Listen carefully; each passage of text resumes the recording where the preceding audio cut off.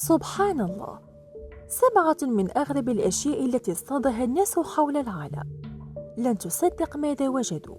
معجزة، سبحان الله. ولكن إذا كنت مسلما ادعمنا بإعجاب لنعرف عدد المسلمين في هذا الفيديو، ولا تنسى أن تصلي على النبي في كومنت.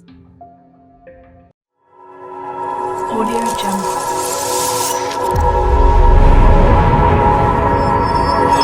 Audio Jungle.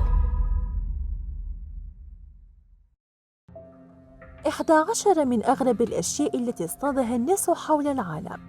لن تصدق ماذا وجدوا. سبحان الله.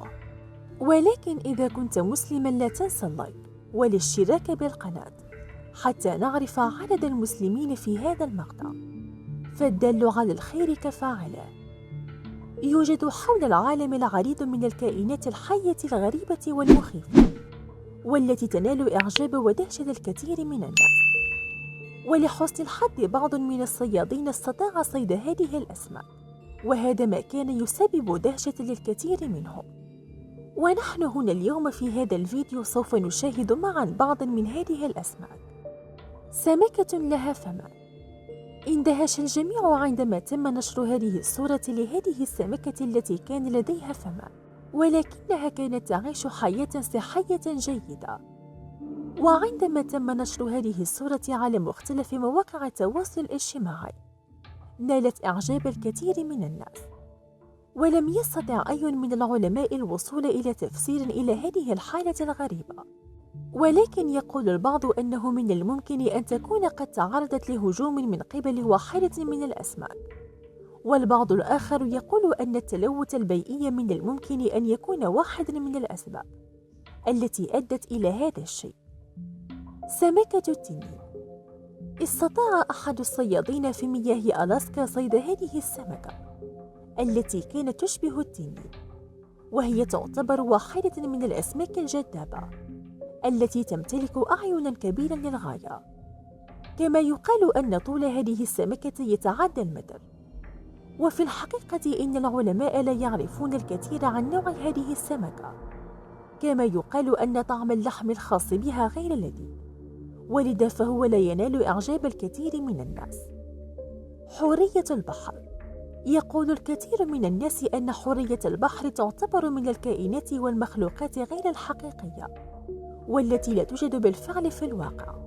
ولكن ما حدث في إندونيسيا نال إعجاب ودهشة الكثير من الناس، حيث أنه في عام 2018 يقال أن مجموعة من الصيادين استطاعوا صيد هذه السمكة، وانتشر حينها أنها حورية البحر.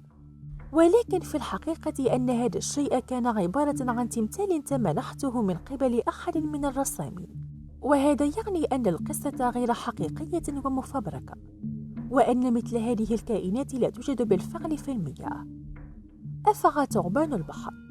تعتبر هذه الأفعى من نوع الأسماك المصاصة للدماء، والكثير من الناس يظن أن هذه الصورة عبارة عن صورة معدلة على برامج الفوتوشوب، أو أنها تنتمي إلى أفلام الخيال العلمي، ولكن توجد هذه السمكة بالفعل في الواقع. ويقال أن هذا الصياد في هذه الصورة استطاع صيد هذه السمكة باستخدام السهم، ولكن كانت توجد كمية كبيرة من الدم عليها كما هو واضح في هذه الصورة. وباستخدام هذه الأسنان تستطيع هذه السمكة امتصاص كم كبير من الدم في جسم الفريسة. سمكة قرش المطرقة. تمكن أحد الصيادين من صيد هذه السمكة التي كان يصل طولها إلى 4 أقدام و26 بوصة. ومن المعروف أن هذه السمكة من فصيلة سمكة قرش المطرقة، ويقال أن عملية صيد هذه السمكة كانت تعتبر واحدة من العمليات الصعبة جدا، والتي تحتاج وقتا طويلا. وعندما تم نشر هذه الصورة على مواقع التواصل الاجتماعي، اندهش الكثير من الناس. تنين البحر.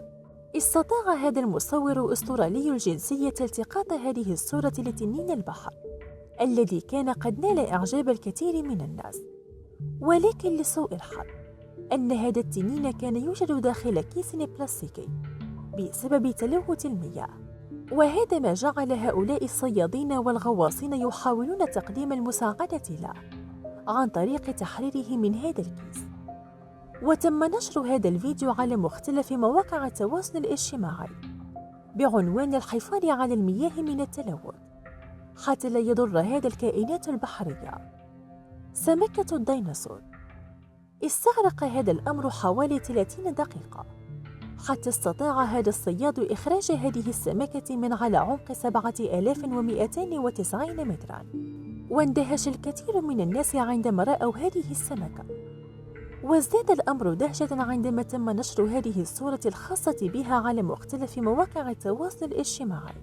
والبعض كان يقول أنها واحدة من الأسماك النادرة أو المنقرضة، ويطلق عليها البعض اسم سمكة الفقر، حيث يقال أن طعم اللحم الخاص بها سيء جدا. سمكة كولوكار. يقال أن هذه السمكة تعتبر من الأسماك التي تعيش على كوكب الأرض، ويقال أنها كانت تعيش في عصر الديناصورات لكنها انقرضت. ولكن في الحقيقة استطاع أحد الأشخاص اكتشاف هذا النوع من الأسماك الذي جعل الكثير من العلماء يدركون أنه لا يزال يعيش معنا في هذا العالم بعض من الكائنات التي تعيش في عصر الديناصورات. ولهذا كان الاكتشاف واحد من الاكتشافات المدهشة التي نالت إعجاب الكثير حول العالم. سمكة القرش قبيحة المنظر. يطلق عليها أيضا سمكة قرش العفريت، وهي تعتبر واحدة من الأسماك المخيفة جدا. يقال أن طول هذه السمكة كان يصل إلى 6 أمتار، كما يقال أنها كانت تعيش على عمق 914 قدم. وفي خليج المكسيك استطاع أحد الصيادين صيد هذه السمكة، حتى أن الصياد قال أنه طوال هذه السنين التي كان يعمل فيها لم يتمكن من صيد أي سمكة تشبه هذه السمكة من قبل. صيد السمك من الشرفة. بسبب الحجر الصحي الذي يعيش فيه كثير من الناس بسبب فيروس كورونا، استطاع هذا الشاب شراء سنارة حتى يتمكن من صيد الأسماك من الشرفة التي يعيش فيها. لكن بالرغم من أنه يوجد على ارتفاع عدة طوابق عن سطح المياه، إلا أنه بالفعل استطاع صيد هذه السمكة في مشهد مدهش للغاية.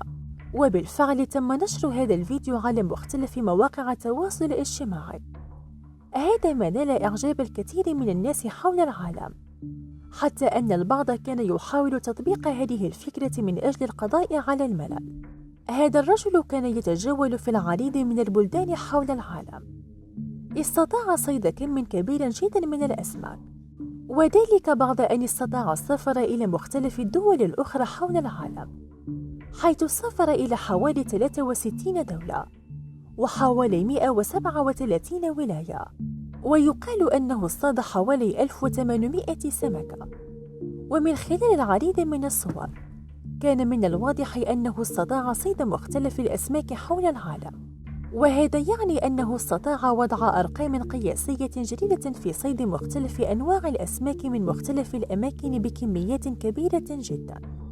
نصف سمكة القرش الخطيرة. في يوم من الأيام على أحد هذه السواحل استطاع هذا الصياد صيد هذه السمكة الغريبة التي كان من الواضح أنه استطاع صيد نصفها فقط، فهذا يعني أنه من الممكن أن تكون السمكة قد تعرضت إلى الهجوم بعد أن شبكت في هذه السنارة. ولهذا اندهش الرجل بعد أن قام بتصوير هذه السمكة، وتم نشر هذه الصورة على مختلف مواقع التواصل الاجتماعي، وهذا جعلها واحدة من أغرب عمليات الصيد التي تمت حول العالم.